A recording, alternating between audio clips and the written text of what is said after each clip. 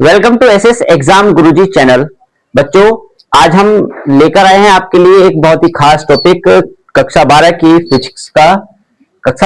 Physics का जो कि टॉपिक होने वाला है विद्युत द्विध्रुव के कारण वैद्युत विभव। देखिए, हमने पिछली वीडियो में आप लोगों को वैद्युत विभव के बारे में पढ़ाया है, समविभव पृष्ठ के बारे में पढ़ाया है और विभव प्रवणता के बारे में पढ़ाया है और किसी बिंदु आवेश के कारण किसी बिंदु पर जो कुछ दूरी पर कोई बिंदु होता है उस पर विभव की गणना कैसे करते हैं वो पढ़ाया है।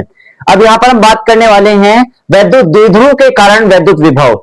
जैसे हमने अपनी पिछली वीडियो में आपको एक बार और पढ़ाया है, जो हमारा टॉपिक था कि वैद्युत द्विध्रुव के कारण वैद्युत क्षेत्र की तीव्रता, ठीक है ना। तो हमने ये पढ़ाया है, आप हमारी पिछली वीडियो में जाकर सर्च कर सकते हैं और देख सकते हैं बहुत ही आसान तरीके से, और जैसा आप लोगों को बोर्ड एग्जाम में लिखना है उसी हिसाब से हमने इसको पढ़ा रखा है, ठीक है ना।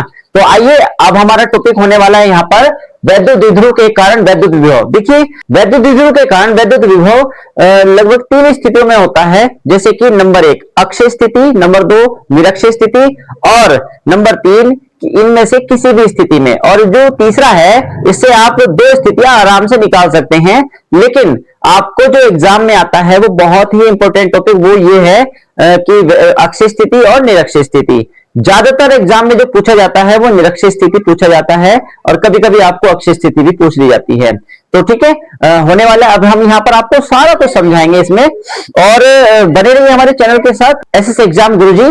और सब्सक्राइब अगर नहीं किया है तो सब्सक्राइब कर लीजिएगा और ये वीडियो अपने दोस्तों तक शेयर कर दीजिएगा ताकि तुम्हारे दोस्तों को भी ये सब चीजें मिल सके। तो वैद्युत द्विध्रुव के कारण वैद्युत विभव 3 स्थितियों में हो सकता है, जैसे कि नंबर 1 अक्षीय स्थिति, नंबर 2 निरक्षीय स्थिति, ठीक है। और एक तीसरा प्रकार जो है वो ऐसा है कि ना तो अक्षीय है और ना ही वो निरक्षीय है, वो किसी भी स्थिति में हो सकता है। तो चलिए आज हम पढ़ते हैं यहाँ पर वैद्युत द्विध्रुव के कारण वैद्युत विभव। सबसे पहला हम यहाँ पर पढ़ेंगे अक्षीय स्थिति के बारे में। किसके बारे में? अक्षीय स्थिति के बारे में, ठीक है ना। तो अक्षीय स्थिति कैसी होती है, ठीक है ना, ये हम पढ़ेंगे यहाँ पर अक्षीय स्थिति। देखिए, सबसे पहले हम अक्षीय स्थिति को समझ लेते हैं कि वैद्युत द्विध्रुव के कारण अक्षीय स्थिति में किसी बिंदु पर वैद्युत विभव। सबसे पहले हम यहाँ डायग्राम के माध्यम से समझेंगे कि हमारा कोई वैद्युत द्विध्रुव मान लिया, जैसा कि आप सभी ने पढ़ रखा है कि वैद्युत द्विध्रुव क्या है। वैद्युत द्विध्रुव एक ऐसा निकाय होता है जिसमें एक समान आवेश होते हैं परंतु विपरीत प्रकृति के होते हैं और एक दूसरे से अति अल्प दूरी पर स्थित होते हैं। यानी कि इन दोनों के बीच की जो दूरी है वो क्या है? 2L होती है, यानी कि L इधर और L इधर, ठीक है। ये हमारे यहां पर बट जाती है, ये इस तरह से। ओके, यहां पर मान लेते हैं ये बिंदु O है। क्या है? बिंदु O है, ठीक है। अब बिंदु O है, यहां से इसकी बिल्कुल अक्षीय स्थिति में यहां से R दूरी पर यहां पर कोई बिंदु हमने P मान लिया। क्या मान लिया? कोई बिंदु P मान लिया। कहां से? कितनी दूरी पर? R दूरी पर, ठीक है ना। ये जहां पर हमें वैद्युत विभव की गणना करनी है। किसके कारण? वैद्युत द्विध्रुव के कारण। और वैद्युत द्विध्रुव में 2 आवेश होते हैं, लेकिन देखो अलग अलग प्रकृति के हैं, तो अलग अलग प्रकृति के हैं तो यहां पर अलग अलग विभव होगा, ठीक है ना। तो देखिए यहां पर अलग अलग विभव होगा। सबसे पहले हम इसको डिफाइन कर लेते हैं कि इस वाले आवेश की दूरी यहां पर कितनी है, इस वाले आवेश से दूरी कितनी है यहाँ पर। तो सबसे पहले हम यहाँ पर देखते हैं इस वाले आवेश से। इस वाले आवेश में ये यहां तक तो R हो गया, यहां से यहां तक तो R हो गया। इससे आगे जो दूरी बढ़ेगी ये वाली L और बढ़ जाएगी, यानी कि ये हो जाएगा R प्लस L, ठीक है। यहां पर ये दूरी यहां तक आ चुकी है हमारी, ये ठीक है। फिर उसके बाद में हमारी ये वाली दूरी आएगी, उसके बाद में हमारी ये वाली दूरी आएगी। कैसे? यहां तक, यहां से यहां तक की दूरी, तो यहां से यहां तक की दूरी तो हमारी R है। अब यहां से ये वाली दूरी कम कर दी गई हमने, यानी कि R में से ये दूरी कम कर दी है, यानी घटा दी है, ठीक है। तो हमारी ये वाली दूरी आ जाती है, तो हमारा ये डायग्राम हो जाता है। अब इसमें हम देखेंगे यहाँ पर कि यहाँ पर ये AB है। क्या है? ये AB है। AB क्या है? द्विध्रुव है। तो यहां पर लिखेंगे माना AB क्या है? एक द्विध्रुव है, एक द्विध्रुव है, वैद्युत द्विध्रुव है। क्या है? एक वैद्युत द्विध्रुव है, ठीक है ना। वैद्युत द्विध्रुव है जिससे R दूरी पर स्थित बिंदु P पर विभव ज्ञात करना है, ज्ञात करना है। ठीक है, तो उसके लिए हम क्या करेंगे यहां पर, उसके लिए हम यहां पर करेंगे कि ये जो दो आवेश हमारे दिए गए हैं, अलग अलग आवेशों के कारण वैद्युत विभव की गणना हम यहां पर करेंगे। जैसे कि हमने पिछली वीडियो में किसी बिंदु आवेश के कारण किसी बिंदु पर वैद्युत विभव की गणना की थी। ठीक है ना, तो यहां पर कैसे, ये प्लस क्यू आवेश के कारण करेंगे। सबसे पहले प्लस क्यू आवेश के कारण बिंदु P पर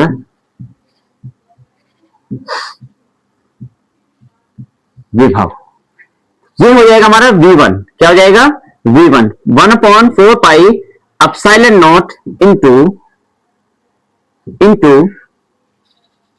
Q बटे, दूरी कितनी है इसकी, यहां से यहां तक की दूरी ये है हमारी R माइनस L। ठीक है ना, R माइनस L, जो कि हमने पिछले टॉपिक में पढ़ा था कि विभव का जो किसी बिंदु पर विभव की मात्रा ज्ञात करने के लिए हमारा जो फॉर्मूला निकला था वो ये निकला था Q बटे R। हमने इसी को आधार बनाकर हमने ये बनाया है। ठीक है ना, ये हो जाएगा। अब इसके बाद में माइनस Q आवेश के कारण, माइनस Q आवेश के कारण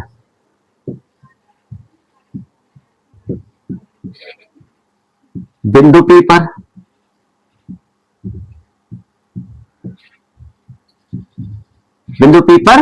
विभव, तो ये हो जाएगा हमारा V2।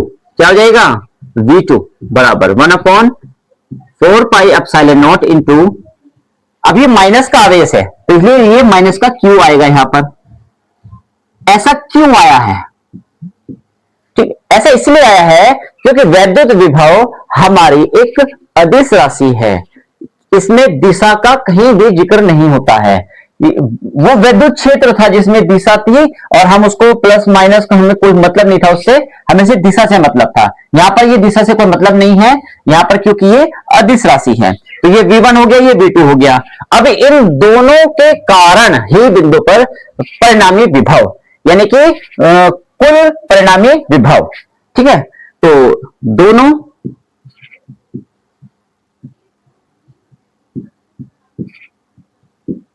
आवेशों के कारण कुल परिणामी विभव, यह जाएगा V बराबर V1 प्लस V2। क्या आएगा, V बराबर V1 प्लस V2, यानी कि इन दोनों को यहां पर हमने रख दिया, जोड़ दिया। यह जाएगा 1/4 pi epsilon naught into Q बटे R माइनस L। ओके, और उसके बाद में ये plus 1/4 pi epsilon naught into minus Q बटे R plus L। R plus L मैं इसे मिटा देता हूं क्योंकि ये मैंने आपको सिर्फ वैसे ही समझाया था। अब यहां पर हम देखते हैं ये वैल्यू हमारी आ गई V बराबर ये चीज, ठीक है ना। इसमें देखेंगे इस पूरे हिस्से में और इस वाले पूरे हिस्से में, ये यहां पर देखेंगे कि ये वाली वैल्यू, ये Q, ये वाला Q और ये वाली वैल्यू कॉमन आ रही है, ठीक है ना। तो यहां पर जो चीज कॉमन आ जाएगी उसको हम बाहर निकाल देंगे। जैसे कि V बराबर ये वाला माइनस आगे जाएगा, ये माइनस कर देगा क्योंकि प्लस माइनस माइनस होता है। यहां पर हमने Q कॉमन ले लिया, Q बाहर निकल गया और 1/4 पाई एप्सिलॉन नॉट कॉमन आ गया, ठीक है ना। तो बचेगा क्या यहां पर, जब ये कॉमन आ गया, ये कॉमन आ गया, बचेगा ये, तो ये आएगा हमारा 1/R माइनस L। ये माइनस इधर आएगा, माइनस हो जाएगा, ये यहां पर ये माइनस आया है, तो ये आ जाएगा R प्लस L। समझ में आया। तो यहां पर क्या आ जाएगा, ये हमारा Q upon 1/4 pi epsilon not. LCM लेंगे यहां पर, तो एलसीएम आएगा हमारा ये, ठीक है ना। तो सभी को बच्चों को पता है कि एलसीएम कैसे लेते हैं, भिन्नों को कैसे हल करते हैं, हम उसी का यहां पर उपयोग कर रहे हैं। तो दोनों का एलसीएम लिया, ये आ गया। तो इससे जब इस पूरे हिस्से को भाग करेंगे तो ये कट देगा, ये बचेगा, तो यहां पर हमारा आर प्लस एल आ जाएगा, आर प्लस एल आ जाएगा। अब इससे पूरे को भाग देंगे, ये तो ये कटेगा क्योंकि ये दोनों गुणा में है, ये कट जाएगा, ये बचेगा, तो ये वाला माइनस और ये आ जाएगा R minus L, R minus L. तो यहां पर क्या आ गया, क्यू बटे 1/4 पाई एप्सिलॉन नॉट, ये आ जाएगा। तो हमारा आर प्लस एल माइनस ये वाला माइनस जब अंदर गुणा करेगा तो ये माइनस का आर और माइनस माइनस प्लस एल बटे ये हमारा क्या हो जाएगा, ये फॉर्मूला आपने पढ़ा भी होगा, A square minus B square का फॉर्मूला होता है, A square minus B square का फॉर्मूला होता है R square minus L square, यानी कि A square minus B square का फॉर्मूला ए प्लस बी और ए माइनस बी। ऐसे यहां पर ये लिखा हुआ है आर प्लस एल और आर माइनस एल, तो ये लिखा होगा हमारा R square minus L square. समझ में आया सभी की? तो यहां से क्या हो जाएगा, यहां से आर से आर कट जाएगा, तो यहां पर कितना बचा, ये क्यू अंदर ले जाएंगे, चलिए बाद में ले जाएंगे, यहां पर देखते हैं। देखिए तो ये हो जाएगा हमारा 12, क्या हो जाएगा 12 हो जाएगा, r square minus L square, r square minus L square, तो ये v बराबर, तो ये q अंदर चला गया तो यहां पर बचेगा 1/4 pi epsilon naught into 2ql बटे, ये आ जाएगा। ठीक है, तो यहां पर देखेंगे क्योंकि p बराबर होता है 2ql, p बराबर क्या होता है 2ql, ठीक है। तो यहां पर क्या जाएगा 1/4 pi epsilon naught into p बटे r square minus L square, ये आ गया हमारा।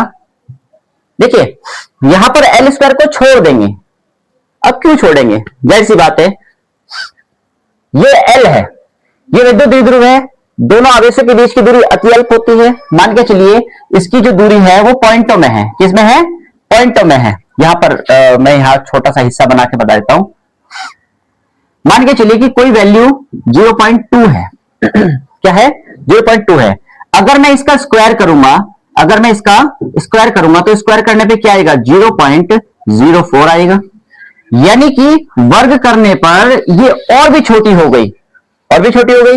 तो इसका मतलब क्या है, आर के सामने ये वाली वैल्यू क्या है, आर की वैल्यू ज्यादा बड़ी हो जाएगी, ये और छोटी हो जाएगी, तो इसको नगण्य मानते हुए हम इसको छोड़ देते हैं। ठीक है, तो एल स्क्वायर को क्या कर देंगे हम यहां पर, छोड़ने पर, क्या करने पर, छोड़ने पर।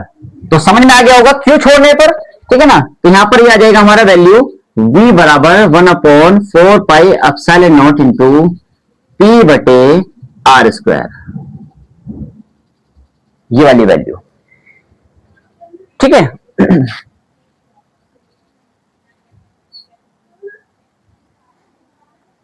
और इसका मात्रक भी वोल्ट ही होता है। तो उम्मीद है आप सभी को ये समझ में आ गया होगा।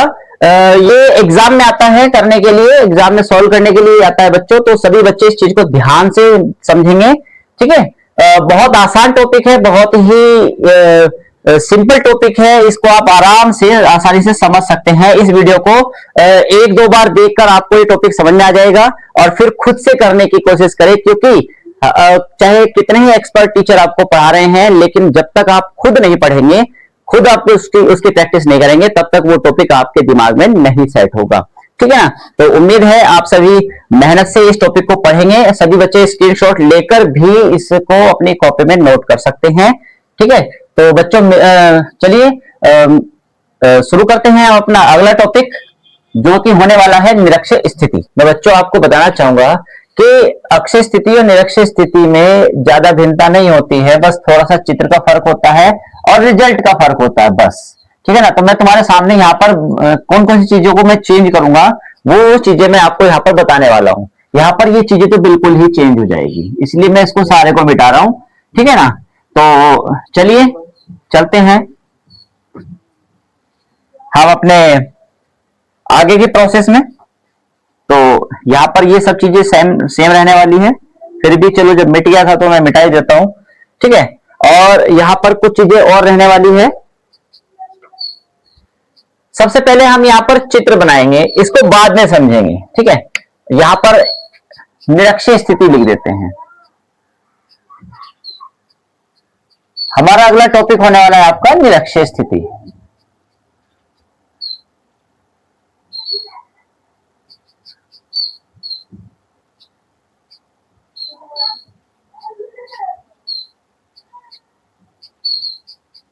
ठीक है, निरक्षीय स्थिति। और निरक्षीय स्थिति में क्या है, निरक्षीय स्थिति होती है, ये हमारा वैद्युत द्विध्रुव है, ध्यान से समझेंगे, ए और बी, इस पर माइनस क्यू आवेश है, इस पर प्लस क्यू आवेश है, ये इसका मध्य बिंदु है जिसे हम O कहेंगे, इसकी दूरी L और इसकी दूरी L, टोटल मिला के 2L हो जाती है। इससे R दूरी पर, कितनी दूरी पर, R दूरी पर एक बिंदु P है, क्या है, बिंदु P है, जिस पर हमें निरक्षीय स्थिति में वैद्युत द्विध्रुव के कारण वैद्युत विभव का मान ज्ञात करना है। ठीक है ना, तो इस वाले विभव के कारण इस बिंदु पर विभव, हम इसको वैसे कर लेंगे, इस विद्युत विभव, समझ में आया। तो ये चीज है। अब ये ए पी और ये हो गया बीपी। ठीक है, तो यहां पर क्या है, ये दोनों एक समान दूरी पर है, बिंदु बीच बिल्कुल मध्य बिंदु पर है, तो इन दोनों के बीच की जो दूरी है ये क्या हो जाएगी, ए पी बराबर बीपी, एपी बराबर बीपी। ठीक है ना, थोड़ा चीजों के चहचहाने की आवाज आ रही है, तो यहां पर क्या जाएगा, एपी बराबर बीपी। ठीक है, तो ये हमारी दूरी क्या है, बराबर है। तो अब हम इसको चलते हैं थ्योरी में यहां पर, कि माना ए बी एक वैद्युत द्विध्रुव है, बिल्कुल है, जिससे आर दूरी पर एक बिंदु पी पर हमें विभव ज्ञात करना है। यहां से आर दूरी पर एक बिंदु पी है, इस पर हमें क्या करना है, विभव ज्ञात करना है। प्लस क्यू आवेश के कारण बिंदु पी पर विभव, प्लस क्यू आवेश के कारण बिंदु पी पर विभव, बस यहां पर हमें दूरी बदलनी है, क्या है, बीपी। प्लस क्यू आवेश है, इसके कारण इस बिंदु पर विभव, तो दूरी कितनी हो जाएगी, बीपी हो जाएगी। जो आपने त्रिकोणमिति में जो फॉर्मूला पढ़ा होगा पाइथागोरस प्रमेय का, कर्ण स्क्वायर बराबर लंब स्क्वायर प्लस आधार स्क्वायर, तो ये क्या हो जाएगा, ये कर्ण हो जाएगा, ये लंब हो जाएगा और ये आधार हो जाएगा। तो इस हिसाब से, लेकिन हमें यहाँ इस चीज को देखने की जरूरत नहीं है, बस समझने की जरूरत है। तो V1 बराबर हमारा 1/4πε0 डॉट Q बटे बीपी हो जाएगा, माइनस Q आवेश के कारण बिंदु P पर विभव, ये हमारा V2 बराबर 1/4πε0, यहां पर क्या हो जाएगा, ये यहां से यहां तक के बीच की दूरी हो जाएगी, क्या आ जाएगी हमारी एपी, क्या आ जाएगी एपी। इतना समझ में आ गया। तो दोनों आवेशों के कारण कुल परिणामी विभव, कुल परिणामी विभव।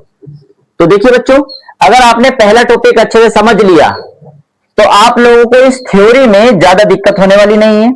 ठीक है ना, और ये टॉपिक बहुत ही इंपॉर्टेंट होता है एग्जाम की नजरों में, एग्जाम में कई बार ये बार बार पूछा जाता है। ठीक है ना, तो दोनों आवेशों के कारण कुल परिणामी विभव V बराबर V1 प्लस V2। ठीक है, V1 प्लस V2, तो यहां पर V1 की वैल्यू रखेंगे और V2 की वैल्यू रखेंगे, तो ये हमारा क्या जाएगा, V। देखिए वैल्यू रख देते हैं, तो यह हमारा आ जाएगा 1/4π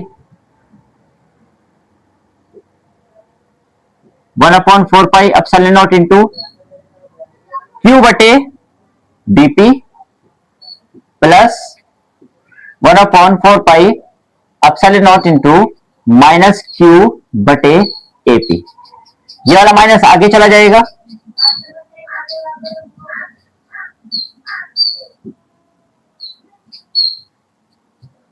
ये प्लस माइनस माइनस, ये आ गया Q बटे AB, AP क्या जाएगा, AP हो जाएगा। अब यहां पर यहां लिखेंगे, चूंकि BP बराबर AP, क्या है, BP बराबर AP है, तो दोनों जब दूरी बराबर है, ये भी सेम है, ये भी सेम है, ये भी सेम है, ये भी सेम है, तो ये क्या हो जाएंगे, कट जाएंगे आपस में। तो हम किसी एक को ही बदल लेते हैं, BP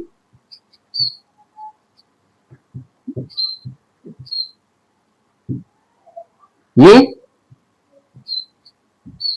BP की जगह हम लिख देते हैं, AP की जगह BP लिख देते हैं, सेम है, तो ये आपस में क्या हो गया, कट गया ये। ठीक है, तो यहां पर क्या आता है, इसमें यह आता है कि वैद्युत द्विध्रुव के कारण निरक्षीय स्थिति में किसी भी बिंदु पर वैद्युत विभव जो है क्या होता है, शून्य होता है। क्या होता है, शून्य होता है। तो हम यहां पर लिख सकते हैं कि निरक्षीय स्थिति में, निरक्षीय स्थिति में किसी बिंदु पर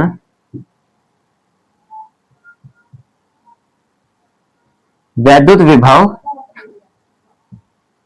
क्या होता है? शून्य होता है। क्या होता है? शून्य होता है। तो उम्मीद है आप सभी को वैद्युत द्विध्रुव के कारण वैद्युत विभव अक्षय निरक्षीय स्थिति में समझ में आ गया होगा, और ये पहले वाले से ज्यादा इंपॉर्टेंट माना जाता है। तो सभी बच्चे ध्यान से इसको समझेंगे, तैयार करेंगे, और सभी बच्चे इसका स्क्रीनशॉट भी लेकर इसको जो है अपनी कॉपी में नोट आउट कर सकते हैं। उम्मीद है आप सभी को हमारा ये टॉपिक समझ में आ गया होगा।